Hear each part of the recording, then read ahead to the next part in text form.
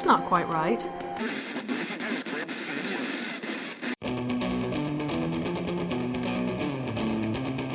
That's good, but still not quite right. Ah! Wrong turn! Come back in October!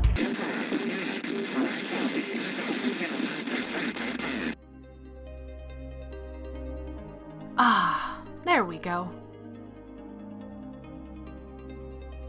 This is Cast of Wonders, the young adult fiction podcast featuring stories of the fantastic. Welcome. Episode 196 for February 7th, 2016. Hello everyone, and a special warm welcome to all our new listeners from the Escape Pod, Pseudopod Towers, and the Podcastle. We hope you've enjoyed our staff pick episodes during the month of January. You can find them all, along with favorites from previous years, on our staff pick page. Our story this week is the haunting and lovely She Sleeps Beneath the Sea by Shweta Thakkar. Shweta is a writer of South Asian-flavored fantasy, social justice activist, and part-time Nagini. She draws on her heritage, her experience growing up with two cultures, and her love of myth to spin stories about spider silk and shadows, magic and marauders, and courageous girls illuminated by dancing rainbow flames. When not hard at work on her second novel, a young adult fantasy about stars, Shweta makes things out of glitter and paper and felt, devours books, daydreams, draws, bakes sweet treats, travels, and occasionally even practices her harp. You can find more of her work in Uncanny and the excellent Kaleidoscope anthology, and her poems have appeared in Mythic Delirium and Strange Horizons. Her website and Twitter links will be in the show notes for you. Your narrator is the extremely talented Mavesh Murad. Mavesh is a voice artist, editor, book reviewer, and recovering radio host. She's the editor of the Apex Book of World Science Fiction Volume 4, as well as the co-editor of a forthcoming anthology of Jinn stories from Solaris. She lives in Karachi, Pakistan. We'll have links to her Twitter account and website in the show notes. And now, we've a tale to tell.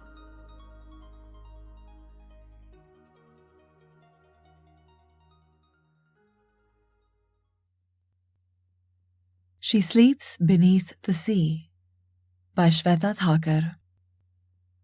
She sleeps beneath the sea. Shh, shh, plish, splash. The susurration brushes past her unresponsive ears as the surf tucks itself below her chin. A sleek coverlet of warm, salt water in the shades of blue and green and bordered with seed pearls of foam. Reclining on her side, her dark tresses matted against the damp sand, and one brown hand supporting her head, she hints at secrets in the mysterious tongue of slumber. A slight gasp here, a soft sigh there. When she dreams, she finds herself in a world of glass.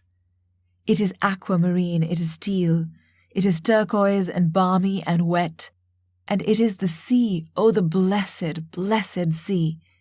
It is her home, her home. As she looks around, she begins to wonder. It is like this every time, this bubble world beneath the sea that has somehow become glass and mountains and castles. Everything cut from jewels, everything radiant in the sunlight spilling from above. She is bare, but for the snake's tail she wears from the waist down, the golden necklace about her throat, and the seaweed threaded through the whorls of black hair trailing behind her. She is, she realizes, suspended in a kind of liquid crystal. Inside a gem. She is serpentine, aquamarine. The two words circle her head like rainbow-scaled fish, wriggling away when she reaches for them. So she follows the fish words and swims, her powerful cobra muscles propelling her through the water until she sees another Naga appear from a hole in the sea floor. He is handsome, with skin as dark as her own, but his face is crinkled with concern. The worry falls away like so much sand when he lifts his head. "Kalyani," he cries, his words swirling through the water in iridescent bubbles. Recognition floods her snaky heart. It is only a dream, but she knows this man. "Baldev!" Her brother embraces her with strong arms. We thought something had eaten you. Irritation tempers his delight, tinting the bubbles orange-red. Well, come down where you belong. Down, she thinks. Down to the subterranean kingdom of the Nagas where her mother and father and fellow hatchlings wait. She knows this with the confidence of dream logic. She has dreamed this dream many times before, but never has she followed Baldev down. Always, always she has woken first. This time, Kalyani, who is not Kalyani, moves to enter the hole, to step into the enchanted world she knows so well. Her home. The moon shone down on Ajita's face, painting odd images on the insides of her eyelids until she jerked awake. Just how long had she been lying here, alone on the dark beach and pickled in brine? Images flickered in that ephemeral way of dreams that would not be caught, but she had pieced this one together from multiple viewings. The vision had begun about 6 months ago, always the same, always the ocean, always the Nagas, except tonight, her alter ego had been ready to descend into the land below. Something fragile uncurled in her and reached out for that land, ached for its endless, brilliant blues and greens. A cool, salt-speckled breeze murmured in her ears, and Ajita could almost believe it was asking her to wake, to remember. Come home. The cresting waves' whispers echoed the plea. If only she could. Half hoping, she glanced down at her legs. In the moonlight, they were toned and shapely from all the running she did, but legs none the same. She was a runner, she told herself, not a shapeshifter, and definitely not a snake. The reminder made her heart contract. Home, she chided herself, her hand scrabbling absently at her throat, is a house in North Brunswick, not the sea. Even as a child, she loved the ocean, climbing into the bathtub one night and sleeping with the faucet running until Mummy found her. You could have drowned, Mummy had cried, snatching her out of the tub. But Ajita hadn't been afraid. In the distance, a whistle shrieked, harsh and piercing. Seconds later, the beam of a flashlight stabbed in her direction. The beach patrol. Ajita shook off the lingering haze of sleep and rose, her legs primed to flee. Something glittered in the gloom, partially buried in the damp sand just beyond her foot. Ajita fumbled for it, her hand closing around a carved golden choker. It was set with 3 perfect pearls. She stared at it, tracing the patterns with her fingertip. It must have washed ashore, but from where? And should she take it or leave it? Hey you, a deep voice called. Beach's closed. Ajita slid the choker around her neck, then propelled herself up and into motion, thighs and arms pumping. Her bare feet slapped the sand as she raced towards a deserted boardwalk. It was almost as good as flying, or swimming in imaginary underwater realms. The security guard wouldn't be able to keep up. No one ever could. 15 seconds later, she'd easily lost her pursuer. Still, she ran and ran and ran, passing the desolate arcade, its garishly painted games forsaken in the off-season. Skee-ball, ring toss, the claw machine all flashed by in her vision. Even the carousel with the gilt-trimmed seahorses and blue-eyed sirens slept, shadows its only riders.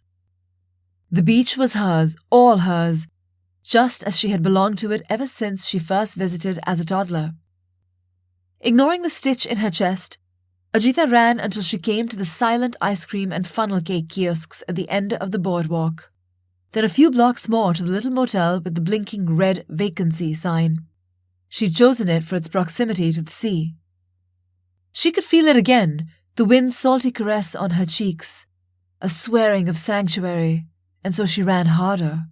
The ease of her escape made her laugh as she climbed the motel stairs and fumbled in her pockets for the room key. But it wasn't there, nor was her cell phone or her wallet. Instead, the door stood open. Barely, yet even barely was dangerous.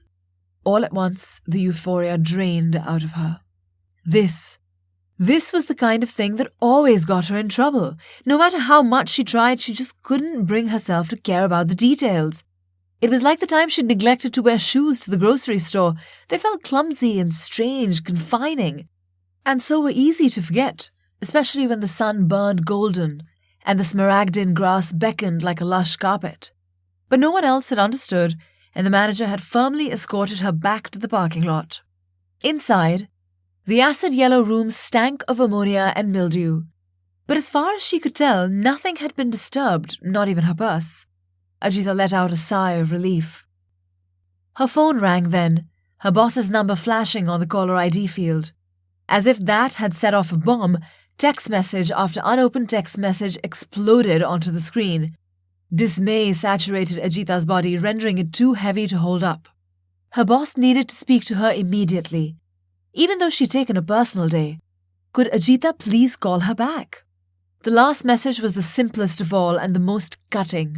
Where are you?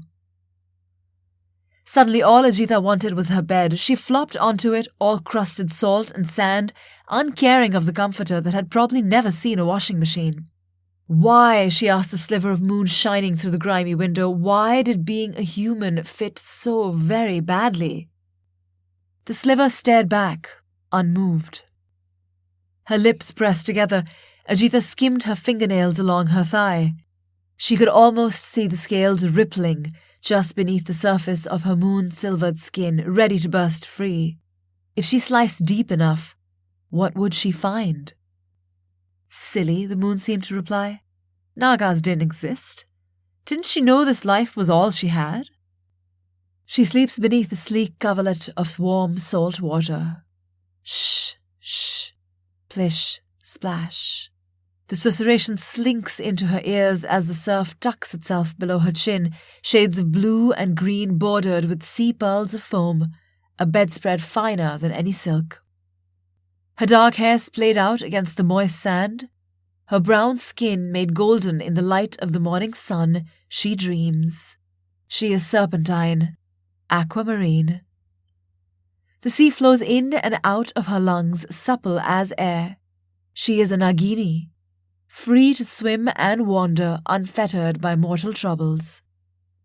Kalyani stuffs a woven bag with the pearls and cowrie shells she collects from among the seaweed and coral, imagining them set into a golden circlet for her mother to sell at the market, or perhaps to give to her aunt, the Princess Ulupi, as a holiday gift. Ulupi has been miserable ever since the human man, Arjun, married her yet left for the surface world. Kalyani wonders if anything so exciting will ever happen to her. But she'll never have the chance to find out because her parents forbade her to have contact with humans. See the trouble they cause, her father roars. Her mother is softer in tone but just as steely of sentiment, speaking of foolish human drama, murder and despair. Her daughters will be safe down here, as will her son. And Baldev, the firstborn, is only too happy to comply. It is Kalyani who twitches, restless, teeming with curiosity and its inseparable cousin Wanderlust. Kalyani imagines putting the slender circlet on her own head and declaring herself princess or even queen. Surely then she could do as she pleases. She envisions slipping away and sneaking into the human realm, into another life, another skin, another person, into magic. Her sack full, she propels herself through the jewel-like waters to the portal where Baldev waits, his handsome face crinkled with concern at her absence. He embraces her with strong arms. We thought something had eaten you.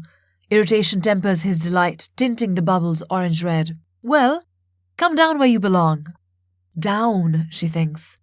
Down to the subterranean kingdom of the Nagas, where her mother and father and fellow hatchlings wait. Down where her movements are carefully monitored. So like her aunt, the elders mutter, and try to scour the stars from her eyes, the dreams from her heart. It is too much. It is the enormity of the ocean bearing down on her lungs, trapped in her own skin she cannot molt. Kalyani takes her brother's strong hand and lets him lead her toward the entrance. Soon, the coral says. The seaweed sighs, the bag of shells simpers. Soon the time will come to choose her own path, just as Ulupi did.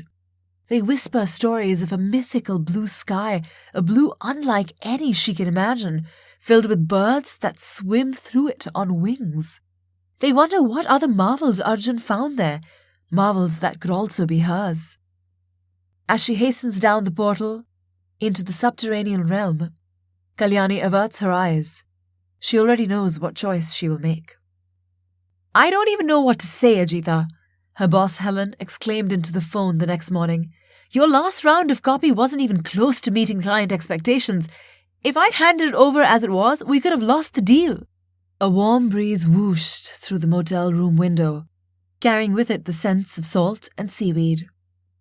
Come home, little one. Ajitha inhaled as fully as she could, wishing she could hang up on Helen and plunge into the sea. Outside her dreams, though, she couldn't swim. Somehow she'd never learned, even though her brothers and sister had had lessons. She'd never been able to figure out what to do with her legs. Yet her dream self swam with all the litheness of a fish, and it was those uncanny dreams that drew her here to the Jersey shore. Had she remembered months ago to renew her passport, she could have flown to Mumbai and taken up a nice, long nap on the sands of Juhu Beach. If she wanted to run into a naga, India was the place to do it. Years ago, her grandmother had told the family tales of the serpentine shifters who warred with their eagle-headed Garuda cousins, who slithered and swayed and spiraled, who shed scales and sometimes loved humans. Ajitha had immediately insisted on a pet snake of her own. If she couldn't be one, she'd reasoned, she might as well have one. I know you're having a hard time, I get that, Helen continued, her voice sympathetic. But other people are depending on you. It's lucky I was there to make the corrections. It was lucky I could cover for you. Ajitha stared at the muted TV, which showed a judge yelling at a clueless defendant.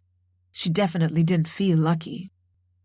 But Ajitha, you put the entire company-client relationship in serious jeopardy. By law, I'm not permitted to ask about your health, but I think we can both agree this isn't a good situation for anyone. No, thought Ajitha. No, it's really not.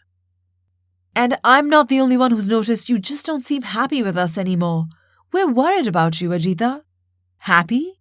To work on auto insurance ad campaigns? Ajitha nearly hissed into the phone.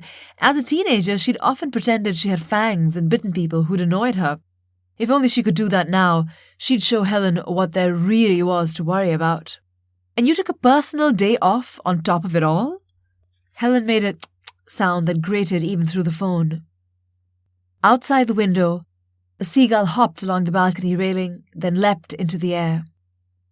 Ajitha studied her bare leg from thigh to shin. By daylight, it was just that, human skin. Of course it was. She caught her lip between her blunt human teeth. So I'm sure you'll understand that we have to let you go, Helen finished smoothly. Ajitha had been expecting the courteous dismissal, could picture the polite smile. Even Helen's makeup would be tasteful. That was what made her such a good corporate drone. Yet the pronouncement still jabbed Ajitha in the gut. It was one thing to leave a job, another to be fired. Her chest tightened. What would Mummy and Papa say? She'd already disappointed them by not going to law school and then by not getting married, but at least she'd had a job. Now what? But she didn't want the job. She didn't want any of those things. She'd come here to seek something else. By the way, wondered Helen, could Ajitha please go ahead and come in on Monday long enough to collect any personal effects from HR?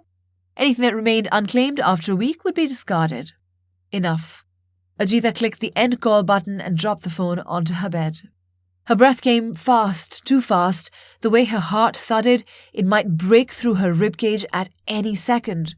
She closed her eyes and, clutching her choker, curled into herself. Minutes passed, Ajitha's breathing growing slower and more subdued.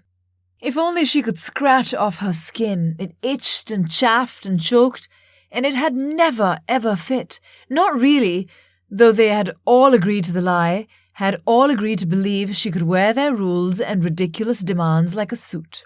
But, she thought, stepping out the door and onto the balcony, what if something lay dormant beneath, something deeper, richer, more? Her fingers found the choker again. Come home, sang the sea breeze, come home. The words sent shivers up and down her arms and worked their way into her bones. Was it more than her imagination, then, that the ocean called, its chant audible only to her? She thought of her parents, how the motivations of her adopted garden snake had always made more sense to her than theirs. How, when her pet had slunk out of its tank and undulated away into the backyard, she was the only one who'd grieved. Even now her heart twinged, pulsing against the choker. Ajitha removed the choker from around her neck and studied it. How had it appeared just when she sought comfort? How, in fact, had it appeared at all? She stroked the still warm metal. She rubbed harder. Her fingers knew its shape, each intricate pattern and design, each saltwater pearl. But how? Trembling, she shut her eyes and imbibed huge draughts of fresh ocean-infused air. Each gulp bore clues to the chronicle of her past. They settled within her, stinging like sea nettles as they supplanted her bones, her blood, her beliefs. Kalyani, come home to us. And then she knew. Some part of her had always known. When Ajitha opened her eyes, she inverted the choker. It was no choker, of course, but a circlet. A circlet she had forged once upon a time in another life. Her skin, her human skin, felt raw and blistered, as though someone had taken sandpaper to it. She doubled over, desperate not to graze anything, desperate not to retch. The sea, Ajitha thought. She needed to soothe her skin in the sea. She ran from the room and down the stairs, hope winding around her heart and the circlet winding into her hair. She sleeps beneath the sea. Shh, shh, plish, splash. She is serpentine, aquamarine. She is home, where the world is glass and blue and green. Seaweed plats itself into her hair and slips around her belly, both a welcome and a shackle. It reminds her of Baldev that morning, how his striking features had crinkled with concern at her absence, and how he'd enfolded her in his strong arms, how, especially, he had scolded her before taking her below. We thought something had eaten you. Yes, she thinks, something had. An innocent and unwise yearning for mortality. But she is back now, her once lively spirit dulled. During the Festival of Lights, while merrymakers roll and ripple through the winding streets in full serpent form, their forked tongues flicking, Kalyani touches her torch to the golden diyas. Fangs shimmer in the miniature fires, mirroring the stars of the heavenly abode. So far above the sky flames are, they might as well have been a fishwife's tale. She will never see them sparkle again, here within the confines of her home, just as she will never again wear human legs, will never again smell the air after a thunderstorm. She will certainly never run, arched feet like shells pounding on hard soil. Despite all advice, she has relived Ulupi's folly. Ulupi loved the indifferent human Arjun who left her for the human world, her only souvenir of their union a small son. Kalyani loved the indifferent human world, which devoured the meat of her dreams and sucked the marrow from their bones. Her only souvenir, a grey-hued isolation. Always, she muses, can a sullied heart ever heal? Other Nagas may travel freely, may shift their shapes and hide among the humans, but she has given their word to the sea itself, that she will remain here. It is not a difficult promise to make, not when she looks around her realm and spots the homes wrought of gold and silver, not when she sleeps on cushions of silk and seed pearl. It is an easier one still, when in moments of silence, she relives flashes of that sad former human life. With each day that passes, they transform, now memory, now the tattered scraps of a long-ago dream. A half-remembered fable faded against the backdrop of life. Kalyani watches lovers entangle, their tales spiral together as they croon confidences. She dances with her sisters draped in purple and garnet and green. She solicits counsel from her mother awash in sapphires and amethysts, sits at her father's side in the royal court, and feasts on delicately spiced fish stew prepared by her brother. She chants, she whirls, she laughs to exhaustion, yet even so, a restiveness twists through her thoughts, making slumber elusive as an ancient squid. One balmy evening, Kalyani finds herself slithering through the palace until she reaches her aunt's rooms. Ulupi is quiet of late, once widowed, once abandoned, twice alone. Unable to forget Arjun as he forgot her, she grieves. And still he has never returned. Only Kalyani can see the ghosts in her aunt's distant gaze. Only Kalyani can feel her heart's fatigue. There is a time to nurture wishes and dreams, Ulupi says, and a time to let them die. Turning to Kalyani, she adds, even dreams yield to the cycle of death and rebirth. Apart from the others, Kalyani plucks pearls and searches for sand dollars. She jests with jellyfish and frolics with fiddler crabs. Still, something is missing. She closes her eyes and breathes out, invisible tears sliding down her cheeks. Then finally, offers up the last defiant wisps of her dreams. The tide summoned Ajita the same way the moon tugged on the tide. Its gravitational pull lured her in with the assurance of a lover, and as she joyously plunged her bare toes into the pearly foam, she sighed. Sun streamed down in bright ribbons, warming her from the outside in. Her skin, now flushed, called out for the cool water, never mind that she couldn't swim. She'd known how once, long ago. Memories knotted painfully in her mind. The messy piles of bills sitting on her kitchen table, the eerie, empty chatter around Helen's water cooler, the futile attempts to fathom her parents and their mysterious values, and underlying it all, her veins that ran with seawater, her flesh that shrouded scales. How did either of those belong in the human world? How did she? But once Ajita reached the surf, the knot began to unravel. With each step she took, the smaller it became until it no longer mattered. Her heart thumped eagerly against her breastbone. At long last, her self-imposed exile above ground was done, and now she could go home. She waded farther out, where the blue-green waves deepened into teal, glinting like a million melted jewels from a mermaid's crown. They washed away the old hurts, the ones that had belonged to a Nagini playing at being mortal, and severed the old ties to that existence, like slicing through ropes of seaweed. She leaned back, her head buoyed on the bouncing waves. She leaned back, her head buoyed on the bouncing waves. Up, down, up, down. Sea spray sprinkled her cheeks, tiny frothy kisses, and her fear grew as distant and pale as pufferfish. The ocean would deliver her home safely. It had promised. Strains of music, far, faint, like something one might hear within a conch shell, drifted toward her, an invitation. Like water rushing over sunlit pebbles, she heard snatches of people from her past. Friends who had found their joy, rivals who had moved on, family who called for her each and every day. The recollection of their voices blended with the music into something like a lullaby. Ajita blinked drowsily. When had she ventured so far out that the sand had disappeared under her feet? But she couldn't be alarmed, not with the waves cradling her, rocking and soothing, maternal arms encouraging her to rest. Ajita closed her eyes. The ocean's palette swept over her, into her, staining her thoughts.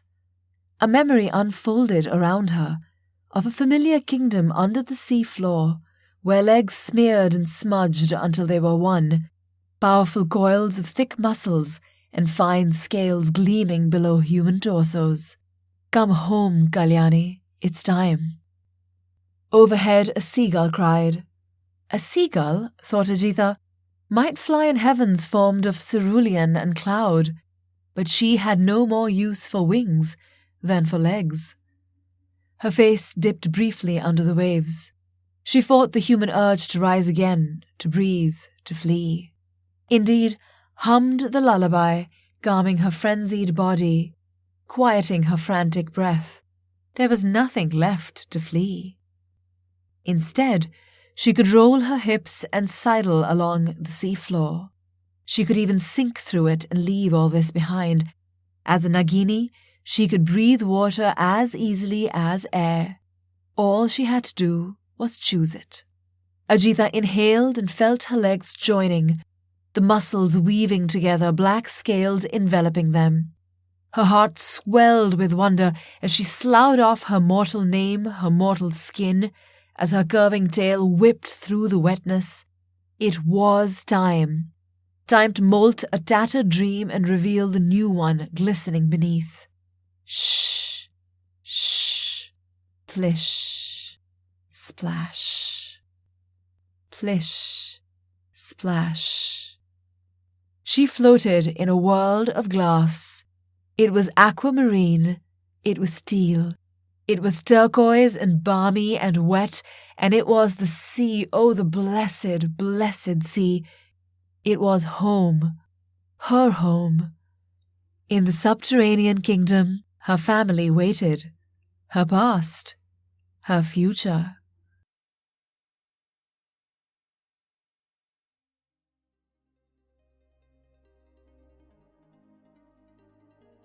Shweta told us the inspiration for this piece was actually an image by artist Alani Laki called La Dormeuse. It was a perfect jumping-off point for a story about the sea and the Hindu and Buddhist mythological beings known as Nagas. On a side note, Ulupi and Arjun are characters from the great Hindu epic Mahabharata. Shweta hopes they don't mind her borrowing them here. Hi there. If you hadn't noticed, Escape Artists is growing, and one of our exciting new ventures is the e-zine, Mothership Zeta. I'm Mer Lafferty, editor of this new venture, and my team and I are hoping to bring you the most fun stories that science fiction, fantasy, and horror have to offer. Not only that, we have reviews of books, stories, video games, then we have science columns, and a Story Doctor column from award-winning SF veteran storyteller James Patrick Kelly. You won't find a column like this anywhere else. We're a quarterly zine, and you can get us issue by issue. But since you're a discerning podcast listener, clearly you're all about the beauty of subscriptions. You can get that too. Go to mothershipzeta.org, check out our new issues, our free fiction, and then find out the many ways you can get this fun new zine that features stories from T. Kingfisher, John Chu, Sonia Natasha, and more. Cast of Wonders relies on your donations to pay our authors and to bring you the best in young adult audio fiction week after week. If you've enjoyed this story, please consider making a donation using the PayPal links available on our website. Every one-time, or better yet, reoccurring monthly donation helps, and you have our heartfelt thanks for the subscription.